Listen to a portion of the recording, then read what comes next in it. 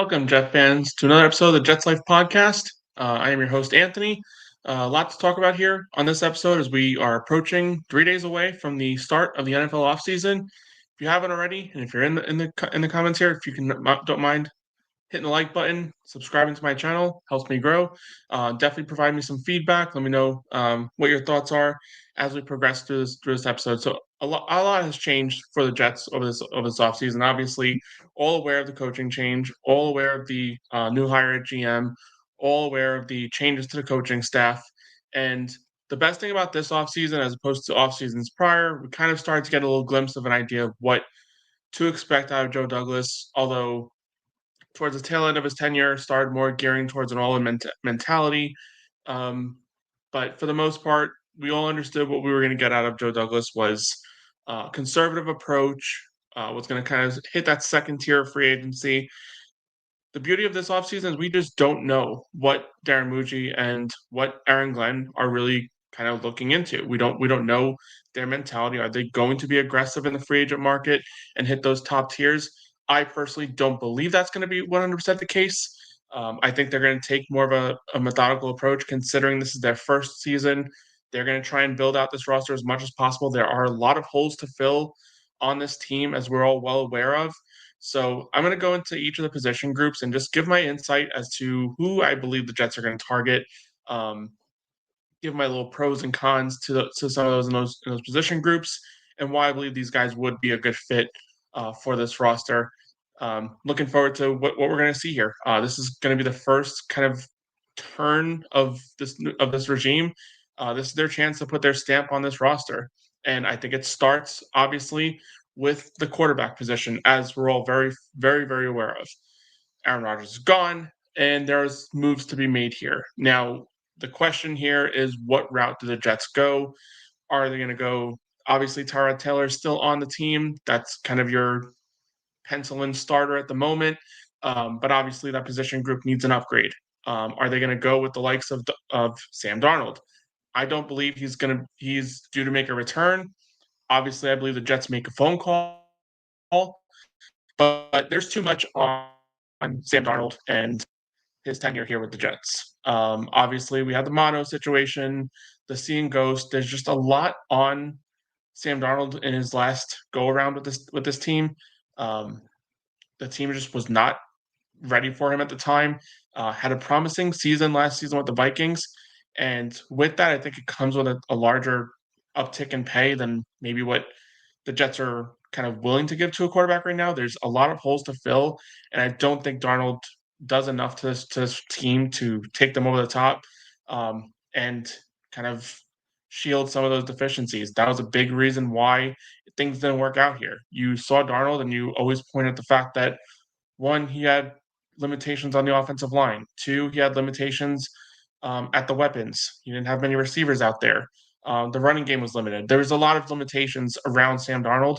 And I think when you're dealing with the quarterback position, you want the quarterback to bring those players up. You want him to make the players around him better, not the players around there needing to necessarily bring that quarterback over the top, which is what I think we saw mostly in Minnesota was basically the talent around him was just through the roof. The coaching staff, Kevin O'Connell, is a genius on offense, and he brought the most out of Sam Darnold. The best thing for Darnold would be to find a similar situation to what he had in Minnesota. Would it be staying in Minnesota on another one-year contract? For those reasons, I just don't believe he's a fit here. Obviously, again, Jets make the phone call, see what his market's at. If it's something we're willing to work with, obviously, I wouldn't be against bringing Sam Darnold back. I just think that there's a lot of factors in between there that might limit his potential return to the Jets. Other names out there, Russell Wilson. We know what that comes with, obviously. Jameis Winston would be an interesting and intriguing option, but you know what you're getting out of Winston, boomer bust type of situation. I think he would definitely elevate kind of the players around him to the effect of every player loves him. His personality obviously is one that we've all grown fond of based on his last couple of years in the league. I just think we've seen enough of like what his cap is. I don't think he's obviously a leader of the room to where he's going to bring this team over the top. The Jets need a player like that in order to really kind of make things going. The good thing about Jameis is he probably will not come at a high price. So if all else fails, I think he would be a secondary option for this team for sure.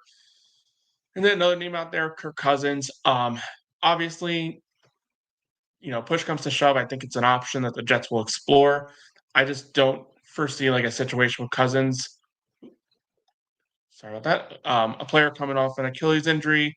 We just went through that with Aaron Rodgers. Obviously, Cousins is now 2 years past the Achilles by the start of next season. So there is that you could look forward to. But again, I just don't think Kirk Cousins is a player that kind of fits what the Jets need here. Again, all else fails, the Jets do need someone that's better than Tyrod, someone to push for that starting job. Cousins would be a good secondary option. The player that I'm putting at the top of my free agency list, and this is not by any means to say that I'm banging the table, sending all the scouts, sending all the entire front office, knocking on his door at midnight or whenever the legal tampering period starts. That's not the case here. But the player that I'm very interested in is Justin Fields. Now, obviously, name's been connected to the Jets in multiple different areas. But here's the reason why I think it's a true, I guess, a true match for the Jets potentially. One, and I don't think this is going to have a major bearing on the decision making, but when a new regime typically comes in, the big thing that they like to do is kind of prove the old regime wrong. And we all remember the draft, Justin Fields, Zach Wilson coming out. There was a lot of mix before all of a sudden the Jets won against St. Louis about Justin Fields, Trevor Lawrence being that 1-2 in the draft. For whatever reason, Jets win. All of a sudden, mock drafts change. Zach Wilson finds himself in that number 2 spot for whatever reason. And obviously, Justin Fields has not been the caliber of quarterback at number 2 that the Jets would have taken. We'd be in a much better situation than we are today. Will we be in a better situation? I would think we'd be in a better situation. I don't think Justin Fields has been god awful like Zach Wilson was, but I don't think we'd be in a much different situation. But Justin Fields comes over as like a good reclamation project type of guy that you can bring in. Through his 6 starts last season with the Steelers, had a 66% completion percentage, threw for 185 yards, 5 touchdowns, an interception. None of these are, blowing you away stat wise. But I think the good thing about this, it comes at a lower cost. I know that there's numbers thrown out there that Justin Fields could demand up to $15 million a year. I don't think it reaches that. I think that you can get away with Justin Fields at around $10 to $12 million, probably closer to $12 million if I had to guess. And the good thing about the Jets too is they're an intriguing option because of familiarity with him and Garrett Wilson. What level? What was their relationship? I mean, I'm not overly familiar, but I can imagine that he probably had a good relationship with a guy that was a future top 10 pick in the league in his days in Ohio State. Um, Other reasons why I think the Justin Fields option is intriguing over some of the other options is his ability with the ball in his hands to make production in the run game. You look at him in year 2 in the league, had 1,100 yards rushing, 2,300 yards passing. That's 3,400 yards total of offense. Again, these are not world beater numbers. I do understand this, but the world beater quarterbacks don't make it to free agency. That's just not how this thing works. So you kind of got to work with the the loose change, as you will, of whatever shakes out into free agency. And I do think that the intrigue behind Justin Fields is that potential. Now, I'm not going to just gloat on the positives in year 2. The issues with him has been historically the guy takes a lot of sacks. It's just, I think it was like 50 sacks in his second year. That same season I presented here, where he had 3,400 yards. You can't take that many sacks. Last season was a little bit better, still a high number volume in each of the games that he played. And I think that's a big reason why there was a transition from him over to Russell Wilson for the Steelers. The good thing there, too, 4 wins, 2 losses. He was doing a good enough job to win some games. Obviously, they won a game against Atlanta, I believe it was, by a score of 10-9, whatever it was. I know low scoring game. Defense showed up. TJ Watt obviously being an anchor to what that team is, leading to one of those wins. But again, you're not going to find a franchise quarterback in free agency. The quarterbacks that are available are guys you take a low risk type of situation on and hope for the best. It worked out for Minnesota last year. They had a good coaching staff that brought out the best in Sam Darnold. The Jets have the ability to do that with this new coaching staff. We have no idea what this coaching staff is capable of at this point in time. We know that they come off of a good tree where Ben Johnson was the offensive coordinator, and a lot of these guys come from, the tier under him, passing game coordinator being our OC. Is it something where, there's the Jets hit a flash out of a cannon with one of these guys that can potentially take this team to a different level with a quarterback that has the ability to extend plays and make plays with his feet? That's why I think the Jets are probably an intriguing option with Justin Fields. I think there's a lot of dots you can, connect with the situation. Obviously, with Garrett Wilson, situation to make him happy, bring in his college quarterback, and then take it from there. Now, I don't think this is a situation where the Jets pick Justin Fields and he's stamped down as their franchise quarterback. I think Justin Fields is a potential bridge type of situation. Again, I'm referring back a lot to what Minnesota did last year because I do think that's a blueprint of what the Jets are potentially going to do here. I do think that there's going to be a situation in the draft. I don't think it's a situation where at 7 they pick Jackson Dart. Like a lot of these things are saying, Jalen Milrow. I don't think it's a situation where the Jets get aggressive like that. I think it's a situation where sorry about that. Computer keeps flashing for some reason. I think it's a situation where the Jets on day 2 or late in first round, if a quarterback is slipping far enough that they have a high enough grade on, they might be aggressive and should be aggressive to jump up and get that guy. If it's Jackson Dart falling into the 20s, sure, I'd be more than happy to take him in the 20s, giving up a little bit to jump up into the first round and grab him, than taking him in the first round in the top 7, where there's probably going to be a good player that you can take there as opposed to a quarterback. Just my personal opinion on that situation. Moving off the quarterback, I know it's a big topic conversation. Obviously, this conversation will continue to grow as the offseason progresses, but going to move along here to the wide receiver position. So obviously, wide receiver, I mentioned Garrett Wilson. He's your 1A on this roster. The Jets are desperate at this point in time for a number 2. Um, Devontae Adams obviously has been released, or will be released. I'm not sure if the paperwork is official yet. So there's now all of a sudden a hole at wide receiver. Al Lazard, this is basically addition by subtraction. He was a major, you know, major bust in free agency for this team. Hasn't worked out. They're going to take on a little bit of a cap hit, dead cap, when they eventually release him. But he's likely gone. I know they're working to potentially seek a trade for him. I don't foresee a trade happening in that light. I think most teams understand that they're probably going to just cut bait.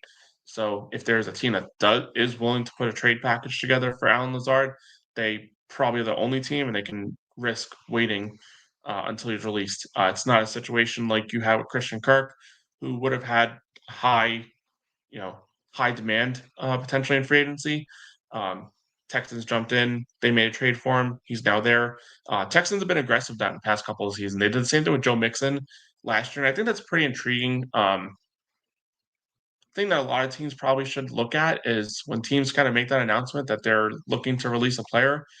If it's a player of value, um, make a move. Send anything, a 6th-round pick, whatever, just to assure you get him, as long as you're willing to take on that contract, which obviously having a quarterback of CJ Stroud's caliber on a rookie contract, you can afford to take on a contract of a receiver in hopes of, getting some production there, which they need.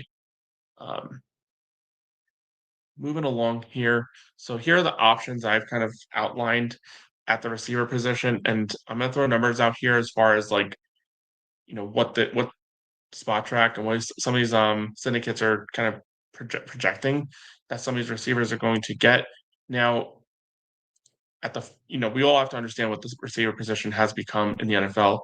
It's become a position that is receivers are getting a lot more money for little production or whatever have you. So Some of these numbers I'm throwing out there might be numbers that you're like, "Oh, wow, why is that guy kinda getting that much money?" And again, it's just the nature of the position. Wide receiver 3s are getting what at some point in time, wide receiver 1s are getting. So I'm gonna throw some numbers out there. So the first name that kind of pops out a little bit to me is someone who's familiar with New York, Darius Slayton. Um, Still relatively young, 28 years old, and when you look at his projections over the last 4 years, he's solid typically for about 700 yards receiving, 40 plus receptions. He's done that in 4 of his 6 seasons in the league. Comes with as a big guy, 6'1". Um, has dealt with some quarterback conundrums tail end of Eli Manning's career, a lot of Daniel Jones and whatever other quarterbacks have been in and out of the Giants huddle over the last few years. So player of his caliber, 700 yards, 40 receptions, it's intriguing. Um, Obviously would kind of feel like that kind of what do you want out of a QB instead of out of a wide receiver two type of situation. Um, but here's the issue with that. Are you willing to give a guy like him 2 years at around $30 million? That's what the market will likely be for a player that's had his level of production and in a situation where not many receivers leak out to free agency. There is Chris Godwin out there. I don't have him on my list for obvious reasons. I think Chris Godwin goes to a situation where there's already an established quarterback, or maybe a quarterback that's kind of on the incline. Jets don't have that. The Jets are going to be a hard draw for wide receiver options because of obviously the major question mark at the quarterback position. So you kind of have to take your eyes off that top tier of wide receivers. Is there a situation where they make a trade potentially for a guy like DK Metcalf who's out there and available? There is that option. Obviously, DK Metcalf is looking for an uptick in pay too. So if you're making a trade for DK Metcalf, you have to also understand that that trade is going to obviously come with a contract extension as well, which I mean, I wouldn't be completely against. I just don't know, obviously, like what DK Metcalf would have interest in coming to a situation like the Jets. Um, when there are other suitors potentially out there that would be willing to give up a third round pick for a well established wide receiver in this league. But again, trade I think is a different option because the player doesn't have as much leverage. But in a case like DK Metcalf, he does have a little bit of leverage with the desire for a contract extension. We went through that crap with Hassan Reddick last year, making a trade and not having a contract already aligned. Obviously, I think we all kind of had our issues with that at the time. I think a situation like this where you make a trade for DK, the parameters of a contract extension would potentially be outlined already, and the trade and contract would be announced kind of simultaneously. You would hope. um, so yeah, that's kind of the pro and con type of situation for a guy like Darius Slayton is he has pretty solid production for a secondary option, um, but with that comes an uptick in pay. Um, Another thing to consider here too, obviously, is the potential and hopeful contract extension for Garrett Wilson. Um, Garrett Wilson, I think, has done some pretty significant things for this team. He's done it with obvious issues at the quarterback position that have been out of his control, obviously, and has still produced in his first 3 seasons in the league 1,000 yards in each season. It's an interesting resume, but he's definitely due for a raise for the production that he's kind of put together over the course of the last few years. Is that something that the Jets kind of take into consideration when they're you know, opting for who they're going to bring in as a wide receiver option? Um, Obviously a major question mark there. Can you bring in a guy like Darius Slayton for $16 million a year when you also want to pay um, Garrett Wilson what will likely end up being close to 25 or even north of $25 million a year? Definitely questions there. Which brings me into like that next tier of wide receiver, which I think is probably going to be an area where the Jets shop for a lot of positions. Is Josh Palmer? Josh Palmer of the Chargers. Obviously, a little bit less production here when you look at his his career throughout this point. But he's been solid for around 570 yards receiving and about 30 receptions. A little bit of less production than you're getting out of Darius Slayton for sure. But I think with a guy like Josh Palmer, if you were going to bring him in, it gives you the opportunity to double dip at the wide receiver position as opposed to, you know, not that Darius Slayton impedes you from doing that, but if you're also going to extend Garrett Wilson too, you got to kind of allocate funds at other positions as well. But Josh Palmer with a based on spot track projections, and I think this number goes a little bit higher than that. Again, wide receivers are getting paid different than what they were at even a couple years ago. You're looking at a guy that's going to get on 3 years, 14 million. I think for a situation like the Jets, they're not an attractive position for wide receivers for sure. So you're probably looking at a little bit more of an uptick here. 3 years, 18, 3 years, potentially even $20 million a year if you were going to bring him on. Another situation here for Palmer too is if that 3 year contract that he's looking for potentially that multi-year contract isn't out there at the average annual value he wants. He's only 25 years old, could always take on a 1 year contract and hope for some production, and then go out again next year at the age of 26, still young, still probably young enough for a multi-year extension. Will be at that point in time. So I think that's probably an option for him too, if his market just isn't where he wants it to be at this time. Definitely something to consider there. Then you get into the super low tier.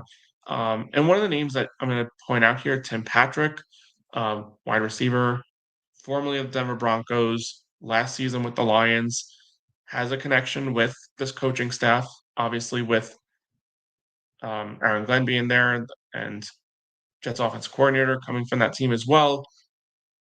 Um, you know, here's the thing with Tim Patrick, couple seasons lost because of injuries. Prior to injury, 50 receptions, 700 yards was a good number for him in those seasons. Last season, fell around 30 receptions, 400 yards. Um, you know, bigger frame, 6'4" guy, and because of his injury history, could probably get away with him at around a good reasonable contract, 1 year, $2 million, and that'll actually be an increase in pay from what he had last year. So I think that's a player that has familiarity with this team, could come here and get that opportunity as a number two wide receiver. I would like to think that the Jets would still look to upgrade over him at that position. Can't walk into the season with Tim Patrick being your primary number two wide receiver, but I think his production at various stages of his career prior to injury is something that could intrigue this coaching staff. And he did look productive at times with the Lions. So there is that situation of having the familiarity with guys on this coaching staff, and maybe it's something that you can follow along. Another option for him too, obviously, is going to the Bears, where the offensive coordinator that he worked under directly um, is now the head coach, and there's a pretty capable quarterback over there in Caleb Williams with Chicago. Obviously, number of options, and then another name I'm gonna throw out there. Again, another kind of not gonna bang the table. Obviously, nothing like that here for De'Ami Brown. Very young player. Um, Played with Washington last year. Had his best season with Jane Daniels at quarterback. I don't think his contract's gonna be overly outlandish. I think Spot Track projects him around 1 year, $2 million. And I don't, again, I don't see the Jets being an intriguing option for a player like that, but it's definitely a name to kind of put in there. I mean, the Jets are going to have to find multiple receivers. They're weak at everything under Garrett Wilson at the receiver position. A lot of question marks at those positions. Um, so to get as many names as possible that can catch a football and have shown some level of production would be a major upgrade over what we have currently behind Garrett Wilson.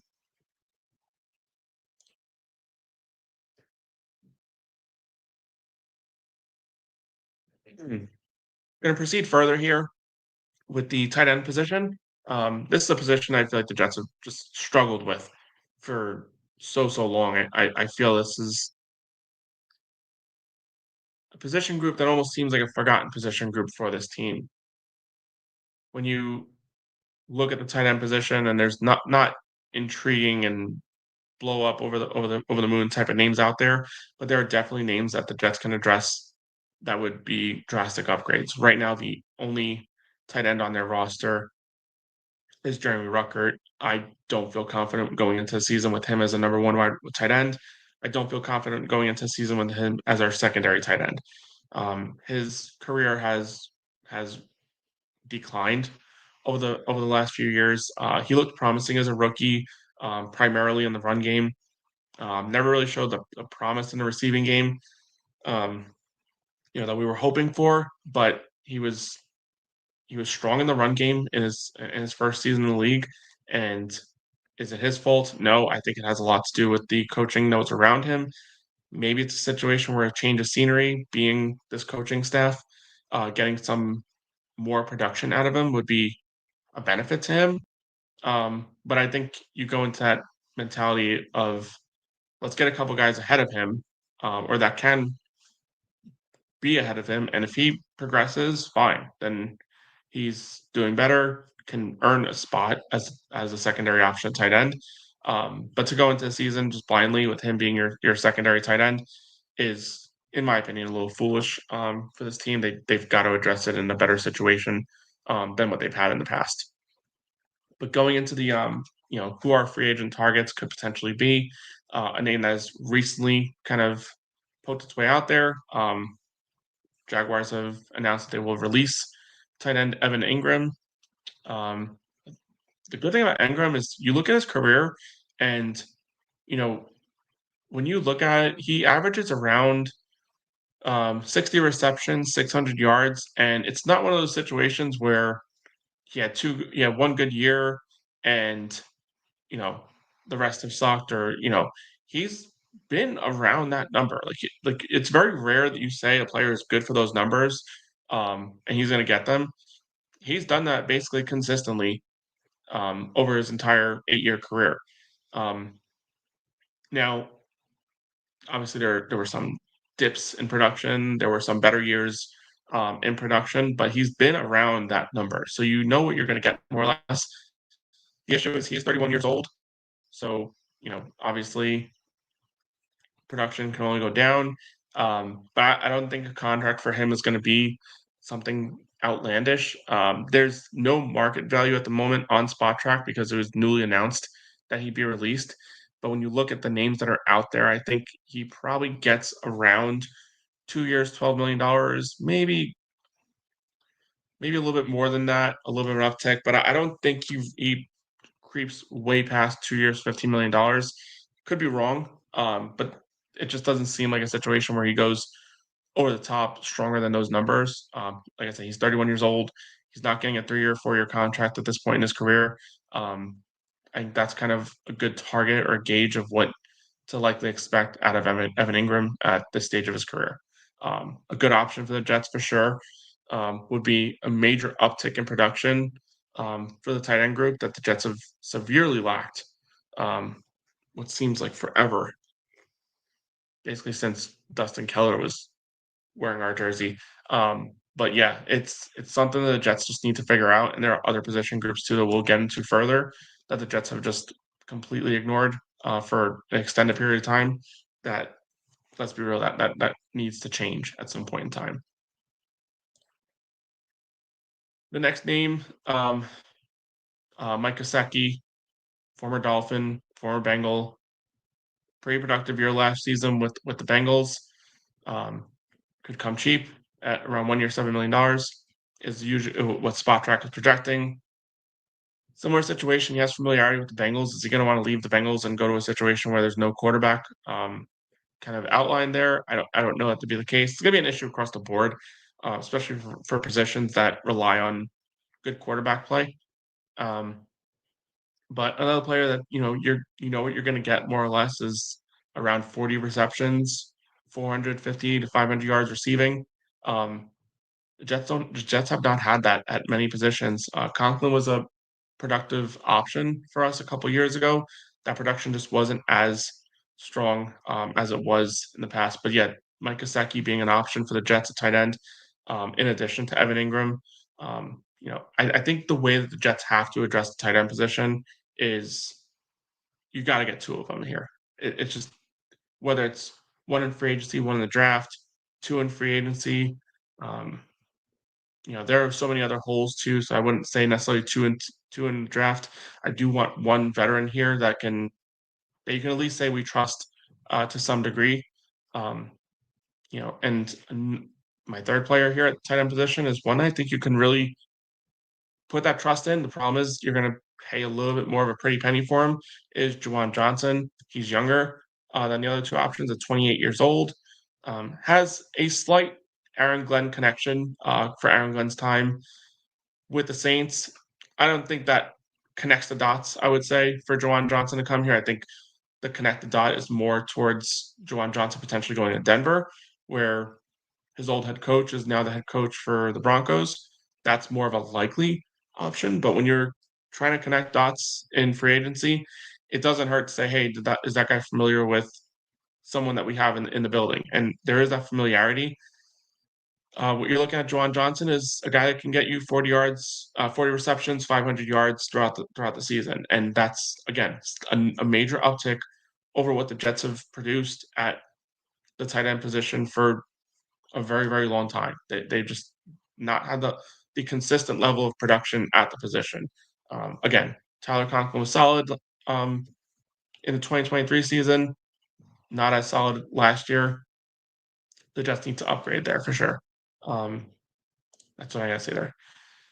Yeah. Moving on to the offensive line, primarily right tackle.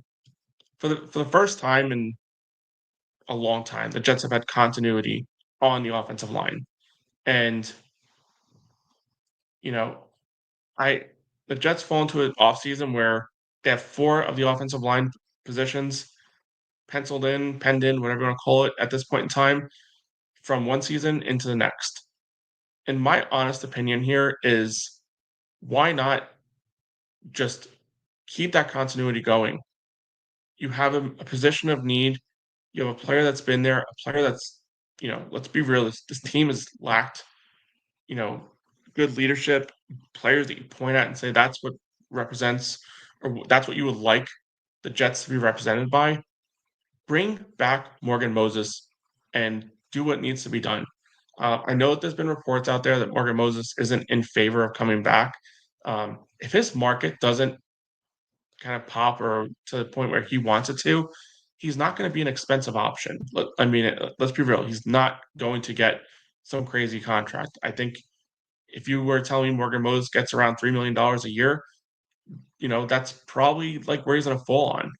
Can we get this guy back and for the first time in a really long time go into a season with a consistent offensive line that we are familiar with of what they're capable of and say, hey, let's keep that production rolling that we had last year.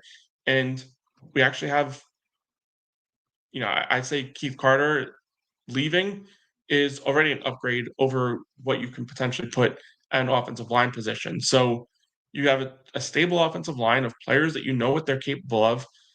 Can we get this offensive line in year two all familiar with one another with a better offensive line coach? Obviously, there's a question mark on who the offensive line coach is. Hasn't coached the position before.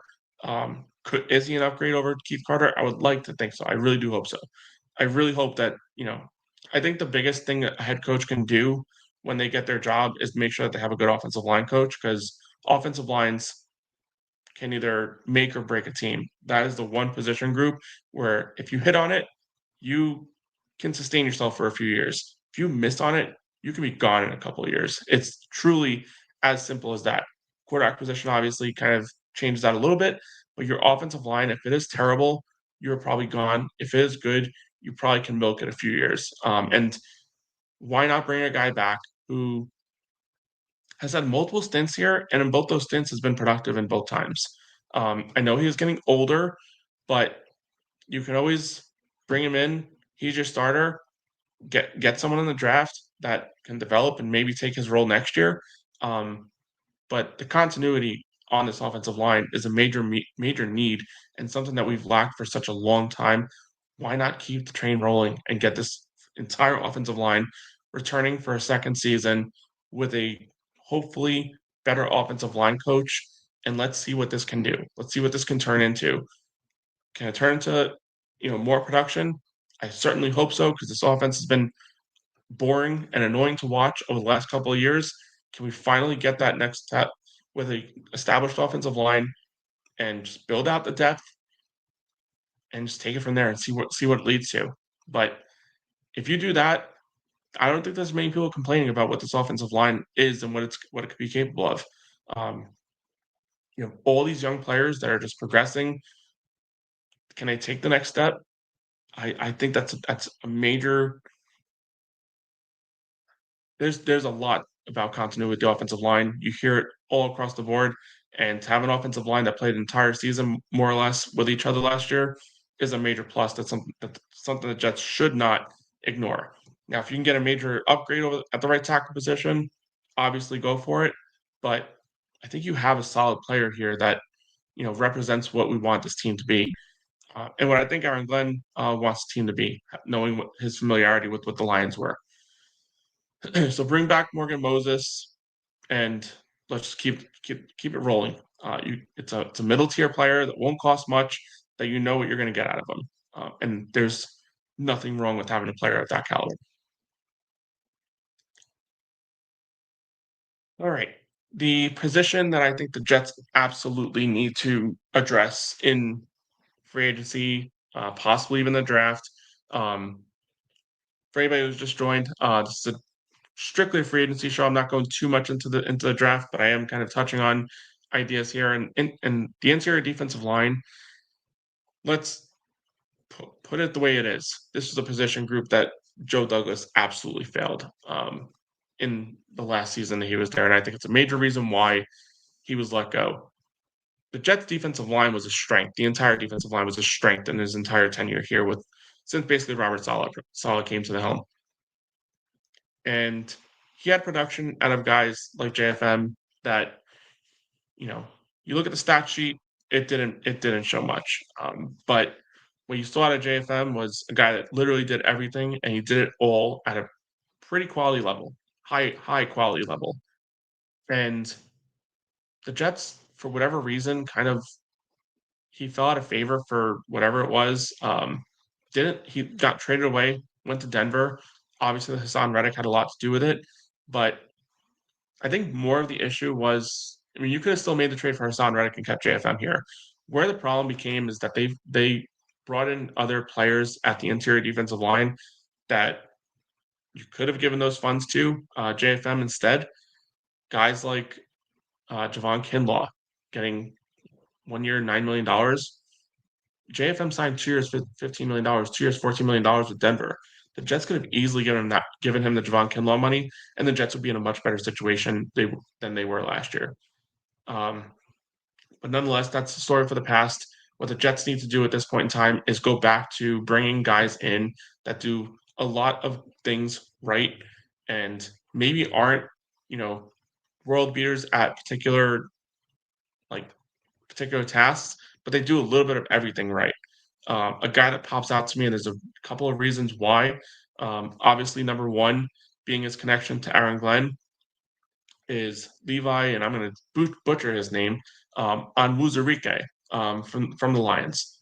Familiar with Aaron Glenn. When you look at his production, he's a plus run defender. He's a plus pass rusher. You know, again, when I say he's not a world beater, he's just a plus guy. He's ranked in the 40s as a pass rusher and a run defender.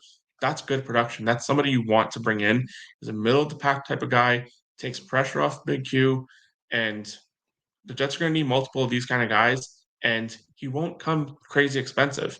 And maybe his familiarity, and now we start getting into the players that truly have a connection to Aaron Glenn.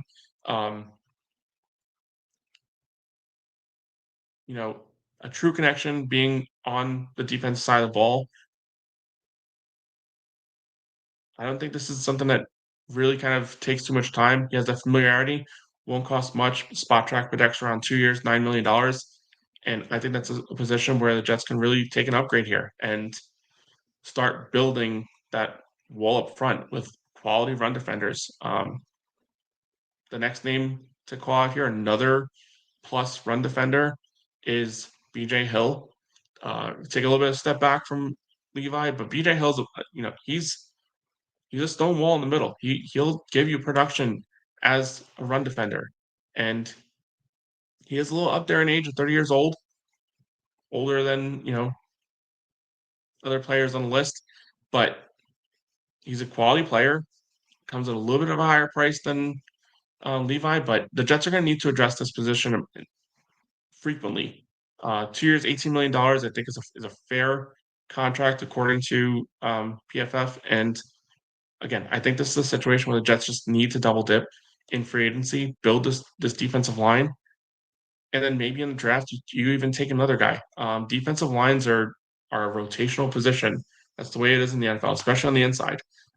Get multiple guys in here that can do the dirty work consistently, and I think you're talking about a position that can be reshaped in a quick off season, but it's got to be a primary focus. It's got to be. It was left too much to the side last off season. It's got to be focused on this year, and it's got to be corrected as we move forward. Mm. Speaking of the run defense, which was a major, major, major flaw last season, you go to the next guy on my list in Puna Ford. He's a plus, plus, plus, plus run defender, and a quality pass rusher as well. He's a little up there in age, and again, when you're talking about getting guys that do a lot of things well and maybe not a lot of things great, he's a guy that does something very, very good, very, very great, and is quality as a pass rusher in the middle. Again, we need to worry about at this point in time upgrading this defensive line every possible way that we can. And it really starts in the middle for this team. There's Quinn Williams, and then there's nothing else. They need to put something else there, and they need to put a lot of it there. Puna Ford is a major draw for that position, and these other two guys, Levi, having familiar with the Lions, bring multiple guys into this position group, and let's get this defensive line back up to par and see where it can go. Because this entire defense was a catastrophe last season. It was not the team that we watched play football for the previous 2 seasons. There was a major drawback, and I think a major piece of that drawback was the decrease in production on defensive line, specifically the interior defensive line. Obviously, edge had its issues too, but the interior defensive line is, I think, the area of focus that the Jets should have going into the season, into this offseason.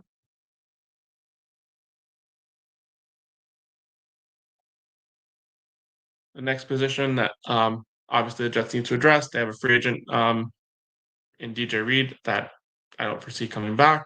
In fact, as one of his press conferences, he basically said he's kind of done here and looking at who his next team was going to be. So obviously, DJ Reed will not be coming back. And again, I'm looking at players with familiarity with Aaron Glenn, and the name that pops off the chart right away, Carlton Davis. He's a young player, 28 years old. I think this is the area where I think the Jets really kind of focus on um, maybe allocating a little more resources than at other positions. You cannot go into the NFL season with question mark at the cornerback position. Another guy that's intriguing, obviously, too, would be a guy like Brandon Eccles, bringing him back.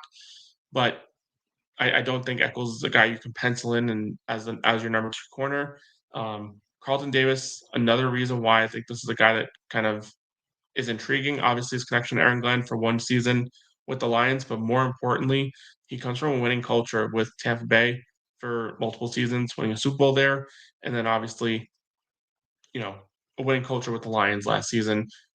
Obviously, we all understand how their season ended, but it was still a winning culture, and we need guys that come from winning cultures. And Carlton Davis, as a cornerback option, should be near the top of the list. I think he's one of the top cornerback options that are out there, and for obvious reasons. He has a long history of success. He's a plus guy in coverage, strong in run support.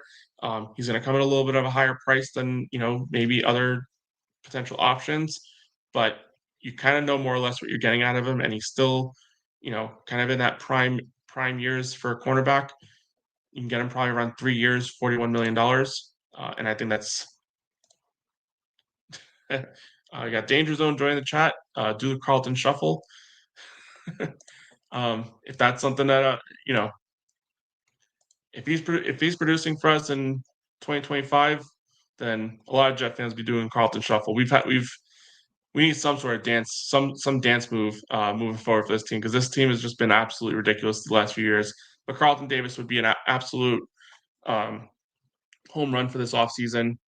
The Jets absolutely need somebody else on the opposite side, and they need that entire secondary to be reshaped. And leads me to my next position group that the Jets need to address. And it's a position that, believe it or not, even though this previous regime completely ignored it, it's a position that is actually one that's important in the NFL, especially in today's age where, it's a quarterback-driven league.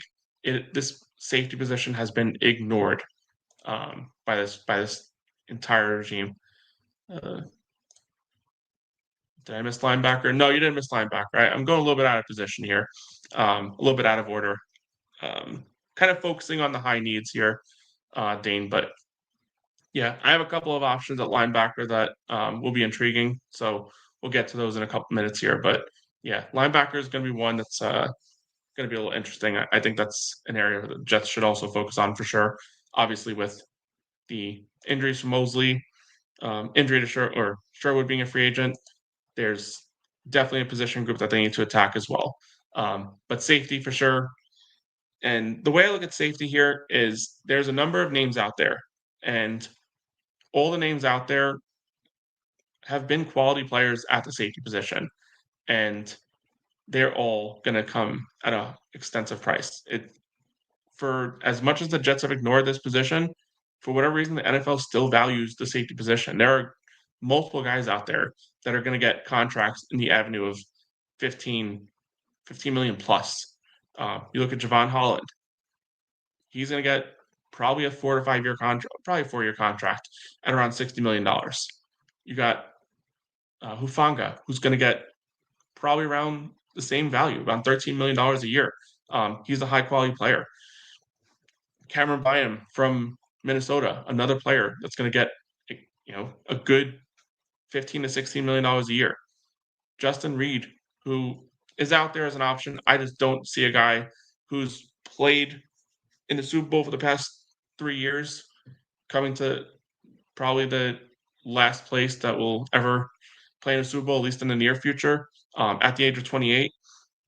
But he's going to be out there too. He's going to get around $15 million a year. You have multiple players out there that are going to get high-end contracts, and it's a absolute position of need for the Jets. They've got to address the safety position, and they need 2 of them. They damn near need to fill out the entire safety group with quality players, because that is a position that has been missing every single offseason. It's been attacked at a very minimal level. They need to bring this secondary to a different level. You have a guy like Sauce Gardner who can cover on the outside. You need to give him some support on the back end. That's the way you're going to turn his coverages into more interceptions, when he's able to kind of play a little more freely on the outside. When the safety help is just non-existent, teams are just going to focus on areas outside of that side of the field. This secondary is going to look different next season. I can promise you that. Obviously, we're going to have a new cornerback too, and the secondary at the safety level is going to need a major uptick. And I don't foresee the Jets going crazy and shelling out $30 million a year by getting 2 of these guys, but I think you're going to get one of either Holland, Hufanga, Bynum, Justin Reed, and even though Trayvon Marnig from the Raiders, throw him in the mix too. I think you're see a situation where the Jets get one of those guys, and then pair him with like another middle of the pack type of guy, someone who potentially high production, probably also addressing this early in the draft. don't forget where Aaron Glenn comes from. He's a DB in nature. He's a cornerback, played with us for many years, was a DB coach with the Saints, and this is going to be a situation where he's going to look at this cornerback group, secondary group, and say, outside of Sauce Gardner, we need to put some players on this team. And I mean, obviously, we have Michael Carter as well, playing nickel, but the other three players in the secondary, you need to put somebody else back there that can that teams can have a little bit of respect to. And I think safety is going to be a position that Jets will make a splash in with one of these players. Someone's going to get paid at safety position for the first time in a long time, and thank God, because the Jets have been so far behind at the safety position. It needs to be addressed. And then Dane, I know you were eager for the linebacker position. Obviously, the first name that comes to mind for sure is Jamie Sherwood. Bringing him back would be, um, you know, obviously important for this team. But I'm going to go outside of the obvious connection with Jamie Sherwood. And again, it's very similar to the player I mentioned earlier of why would he want to do this.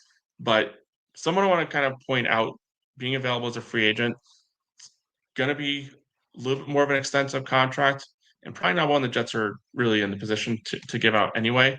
But if you've ever watched a Chiefs game at any point in the last couple of years and you watch their defense play and you see a guy out there making plays, you probably saw Nick Bolton out there. He's been a solid player for the Chiefs for the past couple of years. He's still young, and he's probably going to get a contract around 4 years, $50 million. I don't know if the Jets are going to give him that contract, but it would be interesting to get a guy that actually is pretty solid in coverage.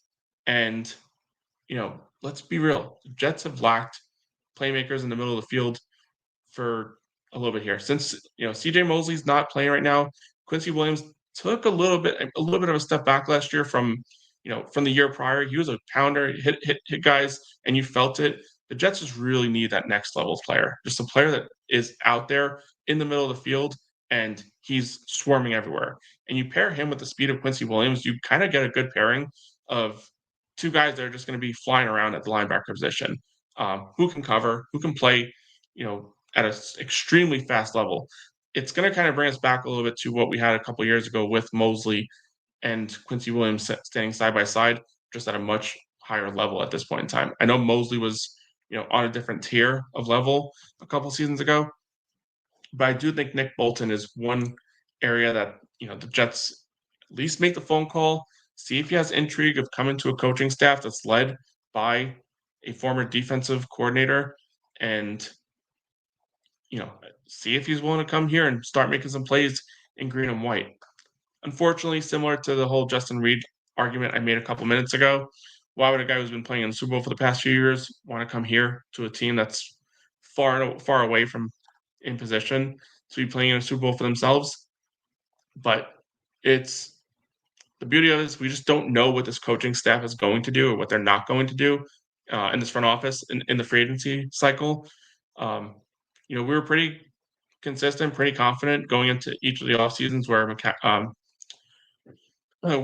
Joe Douglas was here that they were going to take a methodical, low risk, potential high reward approach. We don't know what Darren Bougie is. We can only assume based on how the Denver Broncos did things that he's going to probably fall in that same thing, but you don't know. You just don't know. I think major intrigue that I recall, and this will dating myself a little bit here, but when Tannenbaum first came to the helm as a Jets general manager, the Jets never really went up and made that move in any free agency draft, whatever. When he came here, he was trading picks. He was doing some crazy stuff. He basically built ammunition with the John Abraham trade and, allowed that to basically make him be aggressive in years after that, trading up for Mark Sanchez, trading up for Darrelle Revis, trading for Antonio Cromartie. When you have a GM that just trusts himself and is able to kind of go out there and be a little more aggressive, that was a major shock to everything that we kind of believed at Jet fans at the time. And the beauty of it is that we didn't know what to expect at the time, and it led to a lot of wins. And at this point in time, we don't know what to expect out of Darren Muji. We don't know what to expect out of Aaron Glenn. The only thing we know is that the Jets have missed the playoffs for a very, very long time. We have a new coaching staff, new front office, and we're gonna have a new look team next year. And in a few days, we're gonna get a good look of how this team's gonna upgrade and just hope for the best. It's all that we can do at this time. We can argue whether the Jets made the right head coaching hire. We can argue whether or not they addressed the different coaching levels the right way. We can argue about these players that they bring in, whether or not they're going to be good or bad. Fine, you can make that. You can do that, but let's be a little stronger for this team and for these players because it sucks being a Jet fan. I do understand it. It's been a long time of us having any success, but it's a whole new look now with this coaching staff. It's going to be a whole new look on the defense side of the ball next year. It's going to be a whole new look at the skill position players, tight ends, wide receivers galore. It's going to be all new players at every different level. But all these options here, got some options. Going to be a hell of a week next week. It's going to be fun. It's going to be exciting. It's and we're gonna once these signings happen, we're gonna give every reason as to why this move is gonna work. And you know what? Some moves are gonna work, some moves are not. But the beauty of it is, there's this team is gonna have some players there that we're gonna be excited for sure. They're gonna be aggressive. I think at some levels of this team, and they're going to fill some of these major holes. Like the defensive line is going to be significantly upgraded just by default. Last season was a complete failure of this entire front office in how they addressed the defensive line. Even kind of to some extent how they really addressed most position groups. It wasn't until they started making some trades in the middle of the season that kind of the team had real upgrades. Devontae Adams was a significant upgrade at the receiver position, and I think that had a lot to do with some of the success that they had down the stretch, albeit minimal success. But the beauty of it is we just don't know what this team is going to do, and in a few days we're going to start to get a little bit of a glimpse of what this regime could eventually turn this team into, or is what the vision of this team is. Do they focus on the safety position, corner position, like I believe they will, and turn the secondary into something that we can be proud of?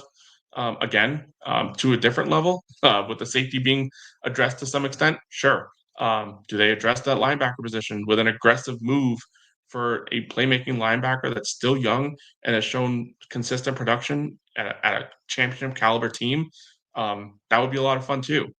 Do they just go balls to the wall and just address the defensive line at every single level and get some power up front again and give Quinn Williams some support? We just don't know. And the beauty of it is we're going to find out soon enough. Jet fans, it's been a lot of fun. Appreciate everyone joining the chat. If you haven't already, please subscribe to the channel.